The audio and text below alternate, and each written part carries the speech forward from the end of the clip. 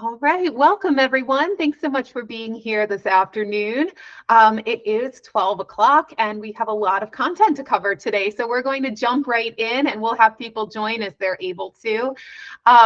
If I haven't met you before, my name is Laura Weiss and I am a program director here with the Maryland State Arts Council. And I am joined by my colleague and co-program director, Emily Sollenberger. And we're here to talk about the Professional Development Opportunity Grant, which is available for both independent artists and organizations. But before we jump into that information, we have several grounding slides to start our presentation today. The first being just a reference shot of Google Meet in case you are not familiar with the platform. Some important pieces to just point out for you. Your microphone button and control is down towards the lower left-hand corner of your screen. We do ask that you please remain on mute unless you are asking a question later on during our Q&A part of the presentation. You also have your camera down there towards the lower left-hand corner as well. You can feel free to be on camera, off camera, however you are comfortable is fine by us. Also want to point out that there are closed captions available, the little CC button. These are computer generated, but they are available, so you can use them if you'd like. Another important part just to point out is the chat function, which should be kind of towards the lower right-hand corner of your screen. We'll drop some links in there throughout the presentation today. You can also feel free to utilize the chat for any questions or comments throughout. We are going to wait to answer any questions until the very end of the presentation. We might cover your question throughout our content. So if you do have questions, you can feel free to utilize it, but we'll take a look at the chat later on.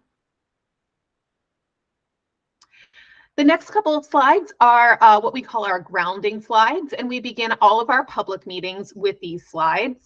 I'm going to read them out loud for accessibility purposes. And the first is our land acknowledgement statement. We acknowledge the lands and waters now known as Maryland are the home of its first peoples, the Accohonic Indian Tribe, Assateague Peoples Tribe, Cedarville Band of Piscataway Indians, Chopticot Band of Indians, Lenape Tribe, Nanticoke Tribe, Nassau-Wawash Band of Indians, Piscataway Conoy Tribe, Piscataway Indian Nation, Pocomoke Indian Nation, Susquehannock Indians, Youghiogheny River Band of Shawnee, and tribes in the Chesapeake watershed who have seemingly vanished since the coming of colonialism. We acknowledge that this land is now home to other tribal peoples living here in diaspora. We acknowledge the forced removal of many from the lands and waterways that nurtured them as kin. We acknowledge the degradation that continues to be wrought on the land and waters in pursuit of resources. We acknowledge the right of the land and waterways to heal so that they can continue to provide food and medicine for all. We acknowledge that it is our collective obligation to pursue policies and practices that respect the land and waters so that our reciprocal relationship with them can be fully restored. Next is our equity and justice statement, which is that the arts celebrate our state's diversity, connect our shared humanity, and transform individuals and communities. The Maryland State Arts Council and its supporting collaborators are committed to advancing and modeling equity, diversity, accessibility, and inclusion in all aspects of our organizations and across communities of our state. MSAC and its grantees are committed to embracing equity and non-discrimination regardless of race, religious creed, color, age, gender expression, sexual orientation, class, language, and/or ability. The vision of the Maryland State Arts Council is to play an essential role ensuring every person has access to the transformative power of the arts. And we do that through our mission, which is to advance the arts in our state by providing leadership that champions creative expression, diverse programming, equitable access, lifelong learning, and the arts as a celebrated contributor to the quality of life for all of the people of Maryland. Next, you'll see 5 goals which are associated with our strategic plan, which was adopted in 2019. We're actually at the very end of that strategic plan. ready to kick off a new strategic planning process. But the 5 goals that came out of that plan are the following, which is goal 1, increase participation. Goal 2, provide intentional support. Goal 3, build capacity. Goal 4, leverage connections. And goal 5, bolster Maryland arts. And sessions like today really hone in on goal 2, which is to provide intentional support. The next slide outlines what we call our creative meeting actions. And these are just ideas to embrace as we go through today's meeting together. Those include celebrate being in the space with other creative people, engage with everyone's presence as a gift, acknowledge that together we know a lot, enter the conversation with curiosity and inquiry, share your idea and trust that it will be heard, use I statements, focus your language on the task at hand, hold one another accountable with care, apply yes and I hear your idea and I'm going to add to it, and balance speaking and listening. This is just kind of an advertisement and a call out to a page of our website, which is ways to get involved. Emily will probably be putting a link into the chat momentarily with that link. But there are several different ways that you can get involved with the Maryland State Arts Council, including our calls for panelists and our calls for editors. I believe there's actually a couple of those calls listed currently on there. But becoming involved as a panelist is a really great way to get involved with our grant making processes. You work directly with program staff to learn about our applications, our rubrics, our scoring, and our processes. So if you're interested at all in learning more about grant making and what that means here, this might be something to consider, and it is a paid opportunity. You can check out more details on our website there, the ways to get involved page. So today, we're going to go through a lot of information fairly quickly. So we're going to first review what professional development is at the Maryland State Arts Council. Then we're going to look more specifically at the Professional Development Opportunity Grant Program and its guidelines. We'll go into the professional development grant application, including some helpful hints for what you might consider when you're filling out that application. We'll go through our monthly review process and what that looks like. And we'll do a quick review of Smart Simple, which is our grants platform. And then hopefully we'll also have some time at the end for some questions and answers. So just briefly to talk about professional development as an overview, we have a lot of different professional development opportunities within the Maryland State Arts Council, including the grant, but also other things. So the purpose of our professional development is to respond to the needs of the Maryland arts sector with an array of different opportunities. So one of those are different kinds of gatherings, different kinds of meetings, webinars, whether those are in person or online, but different kinds of offerings that are open to the public, with MSAC providing opportunities to the sector. So that might be things like this, and it might be other opportunities, which I'll share in the next slide. And the other different professional development opportunity is the grant program itself, the Professional Development Opportunity Grant, which is available to organizations and artists for you to apply for opportunities that you are looking to participate in. So here's our, sometimes we usually see this slide a couple slides earlier, but this is just our listing of different MSAC professional development things that we offer, different sessions that we offer. So sometimes they're topic-specific sessions that might be on financial management. We often work with MDVLA to offer legal advice, marketing strategies, strategic planning, board engagement, all kinds of different topic-specific sessions like that. We also offer Coffee with the Council. That happens roughly every other week on Tuesday mornings at 9 a.m. That's sort of an open forum where people can come together to talk about a specific topic that might be announced ahead of time, or it might just be an open discussion where there's just an opportunity for artists and organizations to come together to talk about what's going on for them.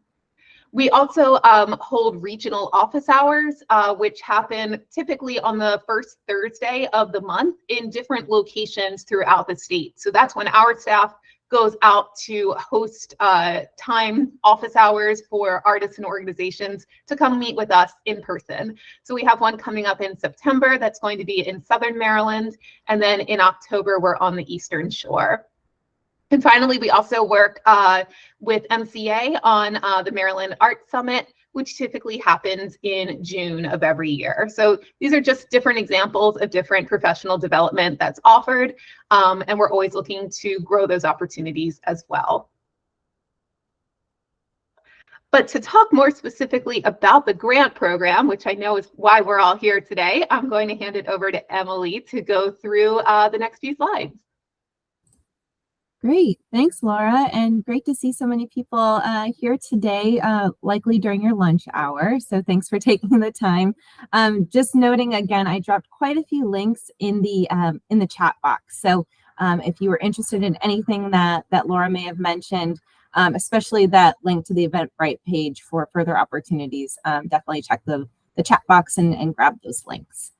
But as mentioned, we're going to dig into the professional development opportunity grant here. And the quick overview of this opportunity is really to encourage and support relevant professional development opportunities for artists and arts organizations throughout the state that you all have identified and have deemed important learning, training opportunities for yourself or for your organization. It's really embracing growth, learning, discovery, and it's available for grants up to $2,000 throughout the year. Grant applications are accepted on a rolling basis, so you can apply whenever you're ready, as long as it's before that opportunity that you're looking to participate in. And then applications are reviewed on a monthly cycle. And you're eligible to receive one professional development grant per fiscal year. And when we say fiscal year, we're referring to our fiscal year, which runs from July 1st to June 30th. So right at the beginning of fiscal year 2024. So we're looking at July 1st, that just started last month, through June 30th of 2024. Okay, so who can apply? We've talked about it's independent artists and organizations. First, we're going to talk about the independent artists. And for us, that means that it's an individual or collective that's looking for professional development opportunities that are relevant to the artist's objectives to create work that is publicly accessible. Applicants must be Maryland residents when they're applying and must be 18 years of age or older. And the applicant may not be enrolled in high school, undergraduate, or graduate degree programs. So we're looking for independent of those institutions.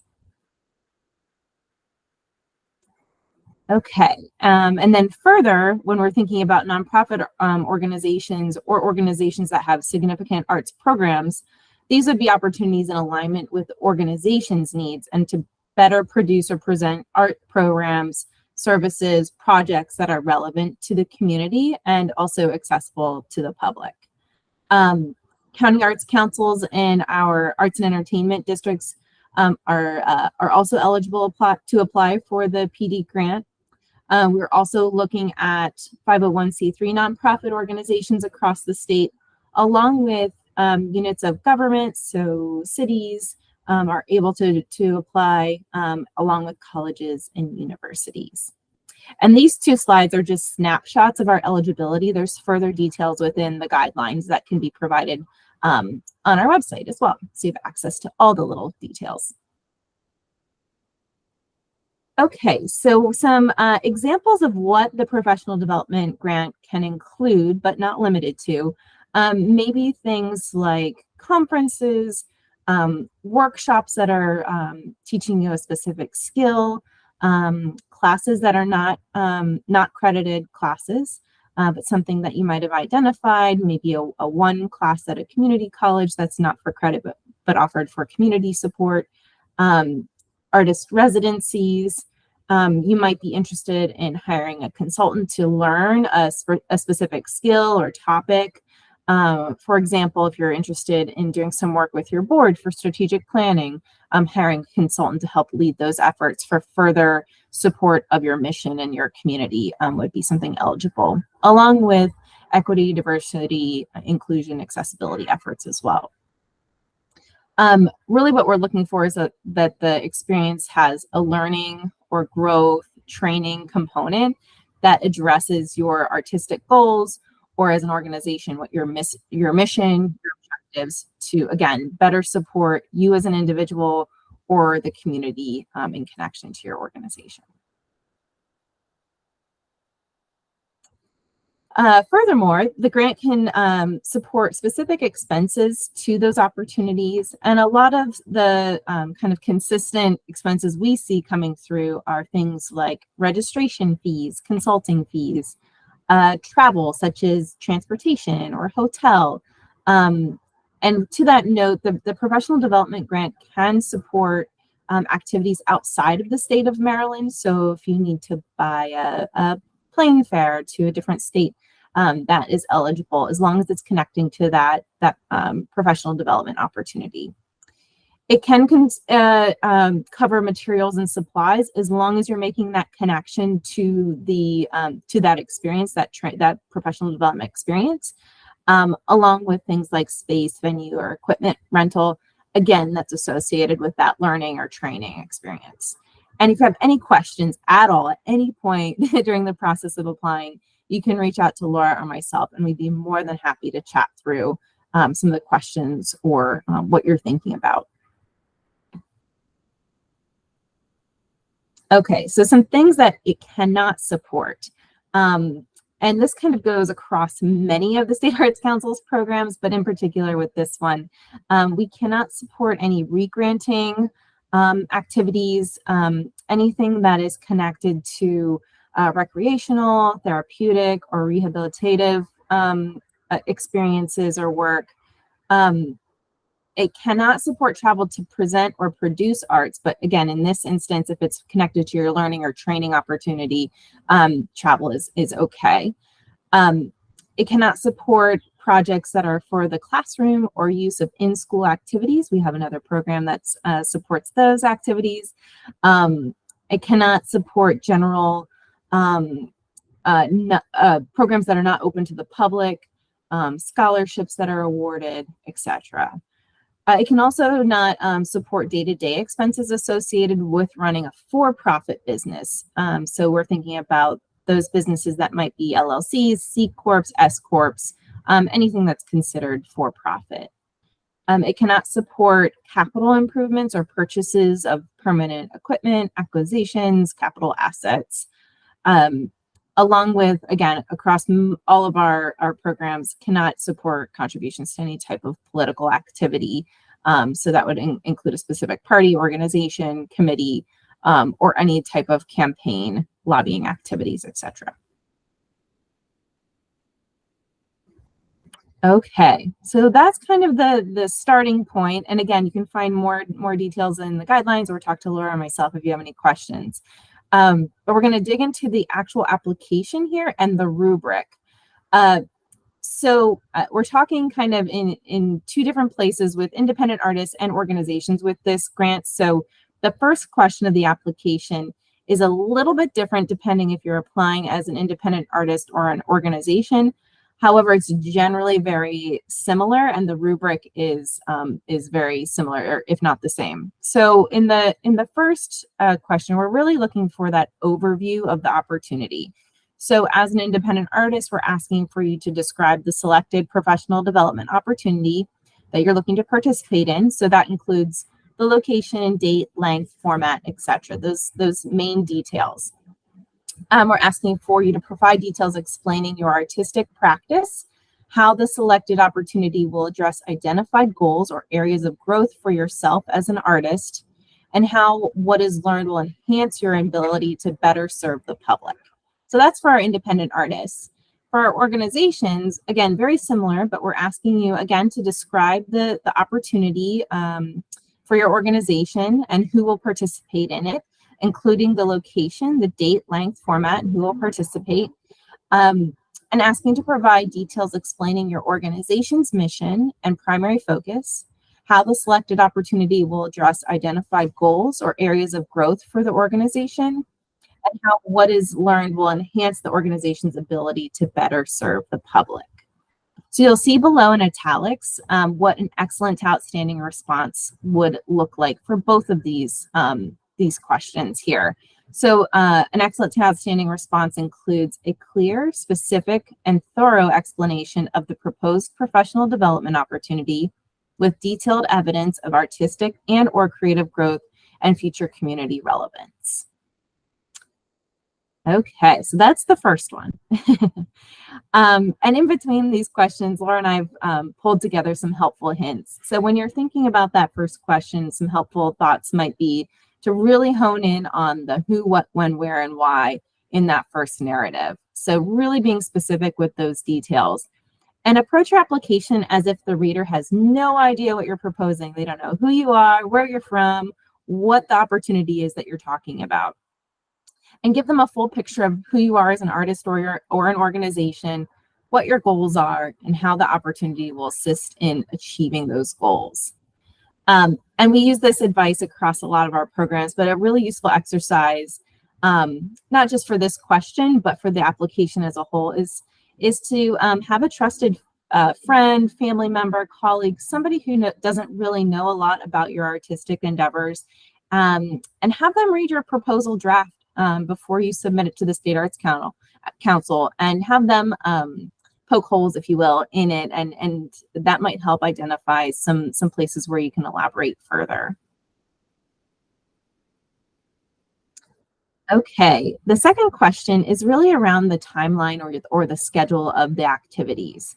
So what we're looking for in this is for you to provide a really detailed timeline and schedule, and include the participation in the selected opportunity, along with when you plan to share or implement what is learned through the experience. So in your response, consider how the timeline and schedule connects to goals and benchmarks that you've determined. So an excellent to outstanding response includes clear, specific, and a realistic timeline demonstrating participation in and a plan for use or dissemination of the professional development opportunity with thorough descriptions of both phases. And this is for both independent artists and for organizations. It's the same. So a helpful hint for this particular question would to include that timeline or schedule of the entirety of the activities from the very beginning to the end. And you may consider, depending on what those activities are, a daily or weekly or some other time increment listing with those specific dates and timeframes that share all the different steps and activities of the opportunity. So you, for example, if you're going to say a 3-day conference, rather than just listing I'm going for 3 days, consider providing details of what each day might look like for you. Is there a schedule for the day? Are there specific topics or workshops or opportunities that you'll be participating within that specific day?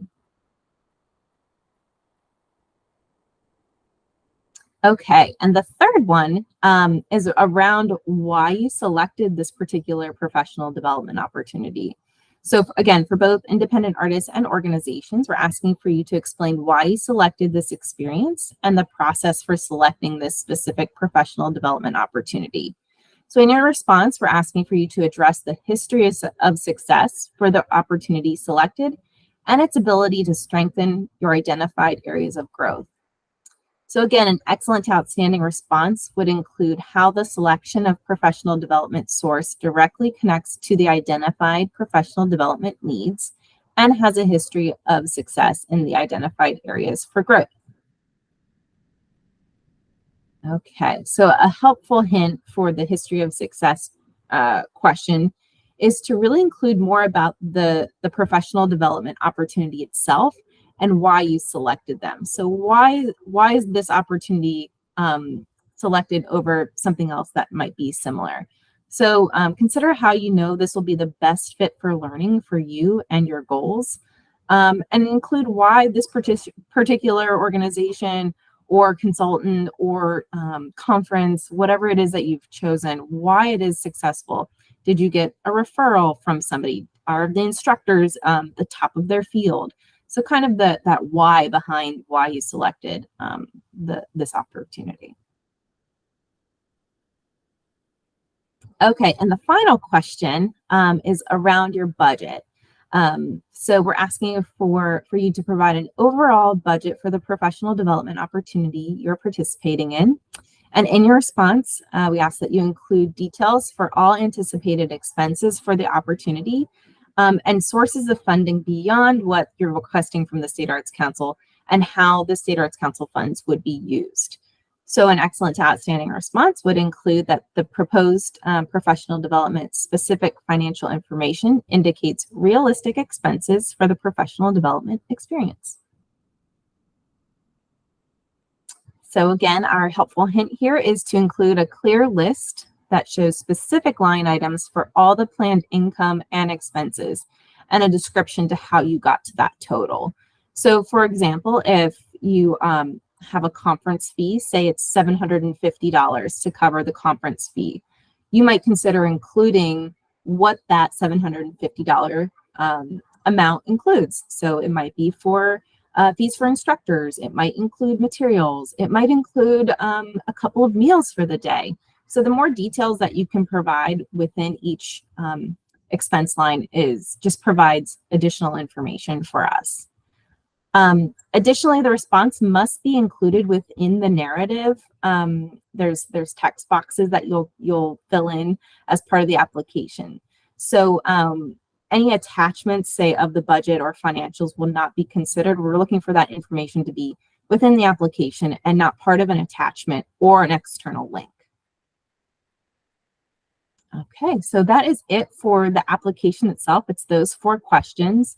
We also ask for a couple of attachments. A W-9 form will be asked for you to complete along with your application, and an electronic signature. And that's actually not an attachment. That's just something you type in. But as I mentioned before, there's the full application and scoring rubric can be found on the State Arts Council's website on the professional development opportunity, the grant program page, along with the guidelines for the program as well. So you'll see those helpful documents as you move forward.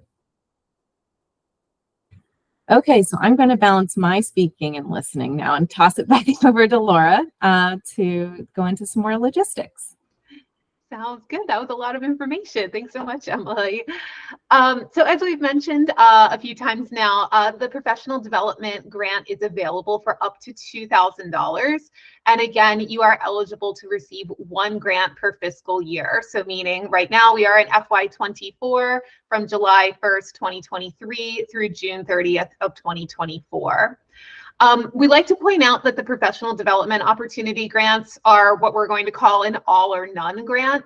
And what that means is if your application scores highly enough to be awarded, you will receive the requested amount. So if you ask for $2,000 and you're approved, that's what you're going to be granted. We don't offer a percentage or a portion of what's requested. So think about that when you're looking at, at that financial question that Emily was talking about and the amount that you are requesting. Applications, all of the applications in the professional development opportunity program are reviewed and scored by MSAC staff. Something that we do want to point out, this is a new structure. So if you've applied before, if you have reminders in your calendars, this might be something to update for this year. We have changed the monthly application review process. So applications, like we have said, they are accepted on a rolling basis, meaning you can apply anytime you want prior to the professional development opportunity occurring, and then they are reviewed and awarded on a monthly basis. The applications now are being what I'm going to call batched by the month that they were received. So it used to be that we batched them from the 6th of one month to the 5th of the following month, but now we're just looking at monthly increments. So if you apply, say in the month of August, so anytime between August 1st and August 31st, that means that we're going to gather all of those applications together and we're going to review them in the following month. So in the month of September in this example. and then notifications will be sent by early October. The next month would be the same process. So applications received in September would be reviewed in October, and then notifications are sent by the early part of November. And that will just continue for the rest of the year.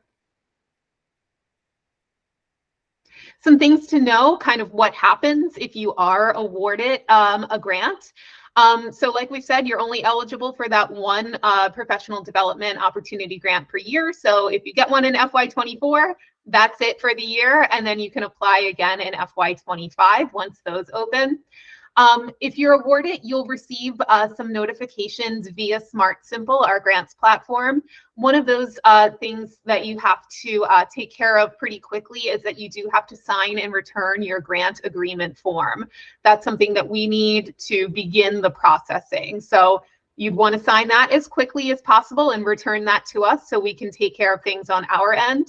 And then payment takes approximately 6 to 8 weeks from the date of the receipt of that fully executed grant agreement form. So it does take some time. So that is something to just kind of keep in your mind as you're thinking about when to apply and what that timeline looks like. Remember that the payment processing alone can take up to 2 months. If you are awarded, there are some final reports that are associated with that. Actually, today is a big final report date for many of our programs. But looking at the FY24 applications, if you submit an application starting back in June 2023 through the end of the calendar year, December 2023, you would have a final report deadline of exactly 1 year from today, August 15th, 2024. And then applications received in the second half of the fiscal year between January of 2024 and April of 2024, that means that you would have a final report deadline of December 31st, 2024. April 2024 is the end of when we will accept applications for the FY24 period. So that is something important to point out. The fiscal year goes all the way to June 30th, but we only accept applications through the end of April 2024, as we then have to process those prior to the end of the year. So that's a good thing to kind of point out on your calendar as well. And then finally, the grantee would agree to spend or obligate all of the funds by their assigned final report date. If you're not awarded, something to know is that you can try again, and we definitely encourage you to do so. This has become a very popular program over the past 2 years or so. So therefore, that means it is a competitive program. We only have limited funds that we're able to grant each month. So if you are not awarded, don't give up. We do encourage you to try again. And something that we can offer to help as if you are declined an application is that we can gather feedback from the panelists that reviewed your application, and then we can send that feedback to you so that way you can take a look at it, look at the recommendations, look at the questions, and revise your application and resubmit in a future month. If that's something that you're interested in getting, if you want to have that feedback, when you receive the decline notification, there will be a link in that email that you can fill out a short form to request that feedback, and we're always happy to provide that. Okay, the next couple of slides, these are some kind of specific scenarios, some FAQs, but we see these questions come up a lot. So we wanted to walk through them with you in case you might be thinking about them. The first, which I think we have actually already covered, but we'll just say it again just to make sure. So my professional development opportunity takes place outside of Maryland. Am I still eligible to apply? And yes, this is actually one of the few programs that you can use the grant to support outside of Maryland expenses. So if you are going to a conference in Chicago or something like that, you could apply for that. The professional development grant can take place, or the opportunity can take place outside of the state, and the grant can cover travel expenses while in alignment with the review criteria. And just also to note, that can be domestic travel, so it could happen somewhere in the country, or it could be international. We have seen applications supported that have taking place in Europe and other places around the world. So, so that's something to point out as well. Another thing that we often see come up is individuals or organizations who are interested in facilitating their own professional development offerings to other people. Is that eligible? That is not eligible under the Professional Development Opportunity Grant. It's not intended for you to support classes or workshops or things that you're hosting for others to benefit from. But you could consider submitting a project-based creativity grant. So that's a different grant program, but that might be able to support something that you are offering. So if you have a workshop that you're offering or a class that you're offering, that might be a better fit. The professional development is really meant to support the learning and the growth of the applicant in this scenario. My organization receives either GFO or creativity general operating support from MSAC. Can I apply for a professional development grant? And the answer here is yes, you can. An organization can receive both general operating support and a PD grant in the same fiscal year. Another question that we see sort of related to that is I'm eligible and applying for a creativity grant. Can I also apply for the professional development grant in the same month? And you can. You can do all of your applications at once if you want and submit for both of those. You can apply and receive both types of grants in the same fiscal year and even the same month. Each grant has different goals and different purposes to support different needs. So you are welcome to apply for both of those programs at the same time.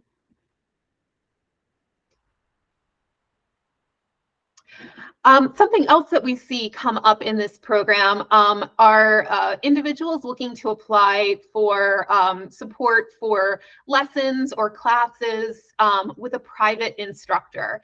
Is this eligible? Possibly, but this is something that you do need to check in with either myself or Emily first. So in the guidelines, it states that the professional development opportunities must have a public established practice of working with artists and or arts organizations, or they can be approved by MSAC program directors. So if you're looking to take, let's say, private flute lessons, that might be an eligible thing, but you would need to check in with us first. So just shoot us an email or reach out to us by phone, and we're happy to talk further about that. Something else that we see come up frequently is a professional development opportunity that's already passed or already completed. Can I submit for reimbursement of expenses? And no, unfortunately, we cannot reimburse anything for previously completed projects. You must submit an application before the professional development activity takes place to be considered eligible. Just a few more FAQs here. This is one that we see across many programs, including the Professional Development Opportunity Grant. How can I share work samples, letters of support, reviews, etc.? External documents are not considered as part of the review of the grant application. So we only look at the narrative questions that Emily went through, and we only use the scoring criteria in the rubric. So we ask that you do not include any kind of attachments or anything like that. Also, don't include any important information in links. So if you're going to a conference and you say something like, you can find out more information on this website, we're not going to click that website. So make sure that you include the full description within the narrative boxes themselves. I want to hire a consultant for my organization to do fill in the blank, update your website, write your annual appeal, anything like that. Is this eligible? As we talked about before, it is eligible to hire a consultant, but there has to be a clear learning opportunity associated with your work with that consultant. So if you're just hiring someone, a consultant, to do the work, such as, you know, revamping your website, but you're not learning anything from them, you're not learning the skill of that website updating, then it would not be eligible here. And again, you can talk to me or to Emily to talk about your particular scenario if it is indeed eligible or not.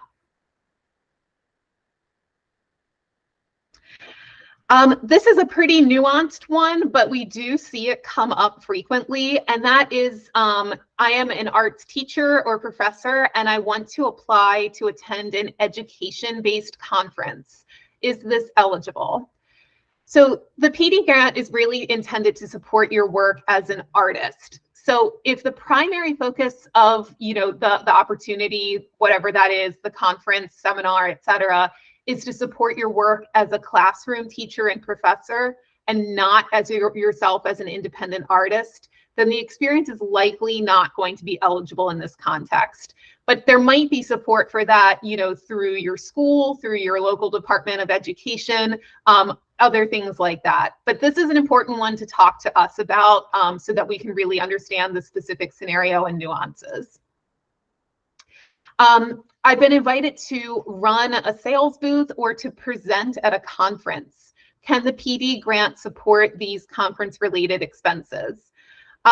This is another one that can be kind of layered and nuanced, but if you are also participating in said conference as an attendee, as a conference goer, then you can apply, and you should focus on your participation at that event and the learning opportunities that are connected to it.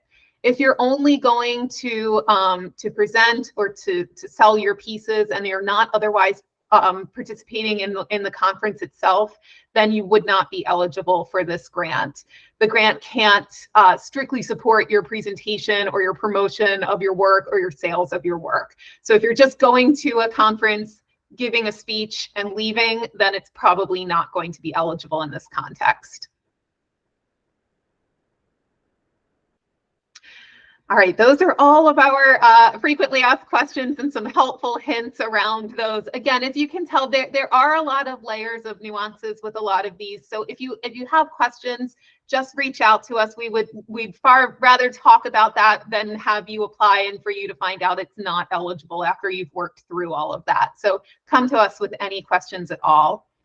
Another helpful hint is that we do recommend that you apply early. So while you are eligible to apply at any time prior to that professional development opportunity taking place, we encourage you to apply early whenever possible. Like we talked about before, that payment processing can take up to 2 months. And that is the payment processing happens through many different offices. So it's not us cutting checks. It goes through a whole bunch of different other offices and departments. So just take that into consideration when you're determining when it's best to apply. Another thing that we can offer is, in addition to that panelist feedback that we mentioned earlier, is Emily or myself, we're happy to review drafts of your application before you submit. We'll read through it. We're happy to send some feedback, questions, recommendations, etc. So you can feel free to reach out to either of us and send along your draft. We do ask that you allow for at least 15 business days for us to read that and process feedback. We usually have very long lists of requests. So again, take that into consideration in terms of your timing. And at certain times throughout the year when we have application deadlines and whatnot, it can take longer, but we're happy to do that. Just to give, this is just a real brief overview of Smart Simple, and then we'll have a little bit of time for questions and answers at the end. But Smart Simple is our grants platform, and all applications have to be submitted through that. So it's marylandarts.smartsimple.com. As an applicant, you will need to register with Smart Simple to be able to complete and submit your application. So if you go to marylandarts.smartsimple.com, you're going to come to a login screen that looks something like this. If you already are registered, you would put in your email address and your password and click login. If you're new to the system, click the little blue register button that's towards the lower left hand of your screen. And that's going to just walk you through a series of prompts. Depending on if you're an independent artist or an organization, it will just ask you some basic contact information, basic information about your organization to get yourself registered. But once you're registered and logged in, you'll be brought to a dashboard that would look something along these lines. and you would look for a section that says My Applications. And then under that, look for the funding opportunities. And this is going to be the list of all of the different applications that you are eligible for, depending on your registration type. So you might see, so if you're an independent artist, you're going to see a certain list of things that are available to artists. If you're a nonprofit organization, all of the applications that would be available to nonprofits, et cetera. So it will open up a big long list of different opportunities for you, and you're going to look for the Professional Development Opportunity Grant in that list. And then right across from it, you'll see the blue Apply Now button, and you'd go ahead and click on that, and it's going to open the beginning of your application. Something important to note here is that you do have to click the Save Draft button to begin the application. So that kind of activates everything, if you will. You won't be able to start it until you click that Save Draft. So make sure you click that, and then you'll be able to then walk through the application and start entering in your information. Something that we do like to point out is that this system does not autosave. So we highly recommend, as you're typing in all of your information, just periodically click Save Draft to make sure that you have everything. There's nothing worse than getting all the way to the end and then for whatever reason you lose the information. So just a helpful hint, hit that Save Draft button throughout to make sure you're all good to go. But it will basically walk you through the application, prompting you to the next narrative. Once you've proofed everything and you're happy with it, then you just click the Submit button, and then that sends it along to Emily and to myself, and we take it from there. And that's all we've got. And we've got about 12 minutes or so here. So I'm going to pause here. I'm going to kick it back over to Emily to take over on our questions. Great. Thanks, Laura. Thanks, everybody, for your patience as we got through all of that, too. There's a couple questions in the chat, so maybe we'll start there. And then, Sharon, I see your hand, so we'll take it over to you. I think there was one from Anna Astrid. Can it be used to hire out-of-state consultants, such as a music expert? Yeah, I think that would be just fine, as long as you make the case for that learning and that training opportunity. So if you're applying on behalf of an organization, how that would impact your organization's mission and to better serve through your programs. So that would be eligible. And then I saw one from Jillian. Could you apply twice in the same year as an independent artist and as part of an organization for different PD opportunities? And I would say, yes, that should be fine, as long as again, they're not the same opportunity and you're applying independently for yourself for one opportunity and then on behalf of the organization for something separate. That would be fine. And then I'm going to kick it over to Sharon. Go ahead, Sharon, and then we'll get back to some chat. And you're on mute, Sharon. Sorry. So I have in mind a couple of possibilities that I've looked at for some time now that are both education-based. It would be upgrading skills for sure. And one would be domestic, one would be international. So I understand that international travel is eligible for this. I guess my main question is around timing. So for things that have a set time frame in which they're occurring and you're essentially competing with other people for a spot. And if I were to apply for a grant that would go towards the conference fees or, all the other eligible things, and I kind of missed the window, is there an opportunity for rollover of some sort? So that if it takes the 6 to 8 weeks, for instance, to get a check, and I've missed my window for whatever. Is there some flexibility in the system to accommodate that? So you mean, Sharon, rollover of the grant funds? Like if you applied for something happening in Paris and it ends up being approved, but by the time you're paid, essentially that the registration has closed. Has closed, right? Yeah. I would say likely no. I think because you are applying for a specific opportunity. So if the application is all about going to the certain conference or certain event or what have you, all of the responses and everything are going to be about that specific scenario. And the use of funds is really going to be outlined in the financials that you present. So if there's a significant change, I would say that could pose some challenges. If there were some minor changes, that might be able to be something that we could address, and that would be on a case by case basis that you would need to connect with myself or Emily to talk about. But yeah, that's typically, and I know what you mean, especially with like international things and stuff like that. There is that. It takes a while to register for a lot of that kind of stuff, but definitely thinking about planning in advance to make sure that there is ample time to receive, both to be approved for the grant and then to receive the funding as well. And certainly we can talk one-on-one, if there's a specific something that you have in mind, if there's something that you want to talk through, we can certainly find time to do that as well. I don't know, Emily, is there anything else you would add there?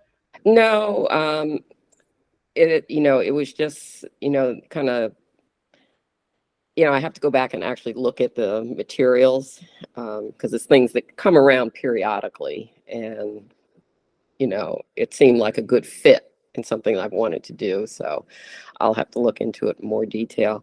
But I was also curious if you could elaborate more on the publicly accessible part of the whatever comes out of this experience. What you really mean by that. Yeah, I think it's a little bit of a gray area depending on if you're an independent artist or an organization, and also what your work is. But really, we're looking for kind of that plan of how you disseminate what's learned. So whether that's coming through your work and you plan to exhibit a body of work, or utilize the skills learned in how you're producing your work moving forward and how that connects further to the community. There's a wide range of things, but ultimately it's how you're going to be using what's learned from the opportunity. Okay, thank you. Yeah.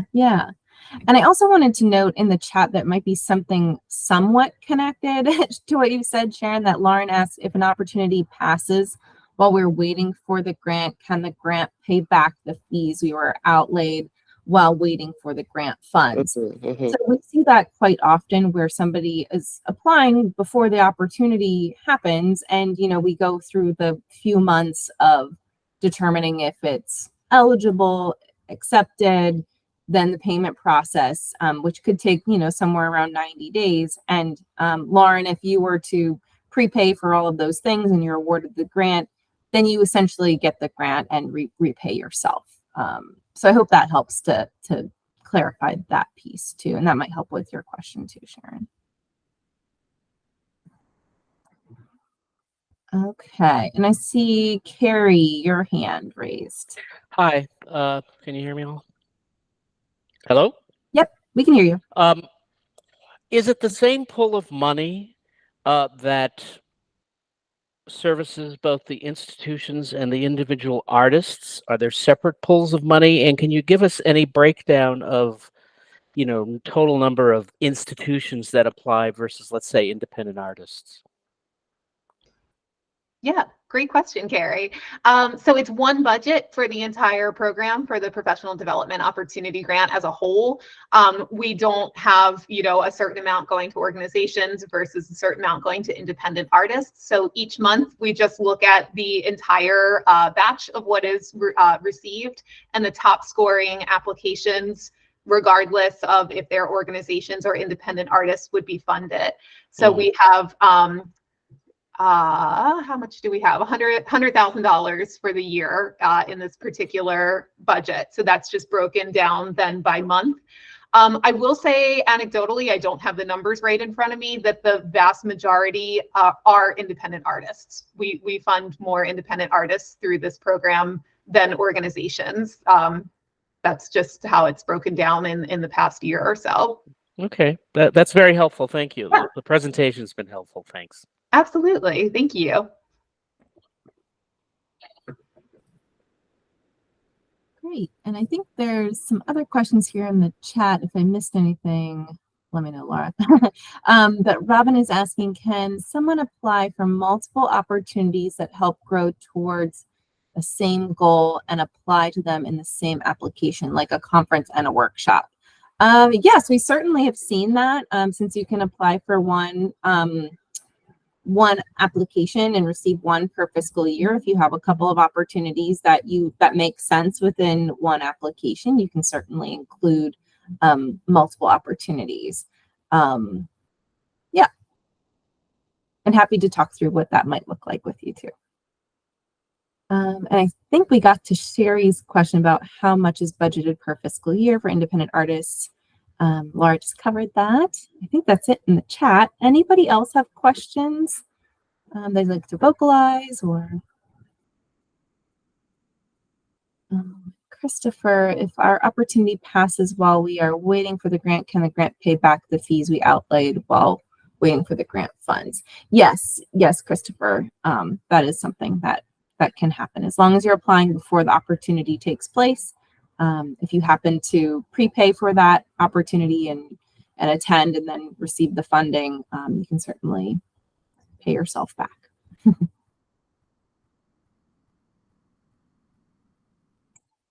And Sharon, are there any specific examples of successful grants available for review?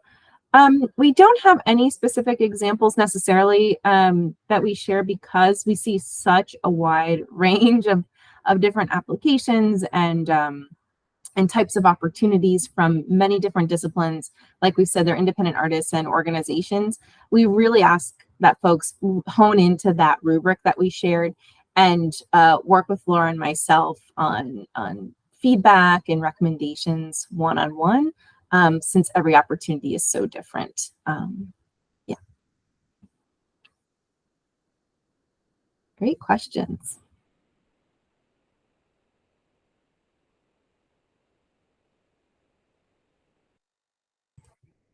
And Sherry, do you take in consideration geographic location for artists and distributing funds to areas outside of Baltimore? For this program, we're not really looking at the geographic area. We certainly encourage folks from all areas of the state, and it's in our strategic plan to reach the full state. So the more applications we see from different areas, we tend to be able to award to those specific areas.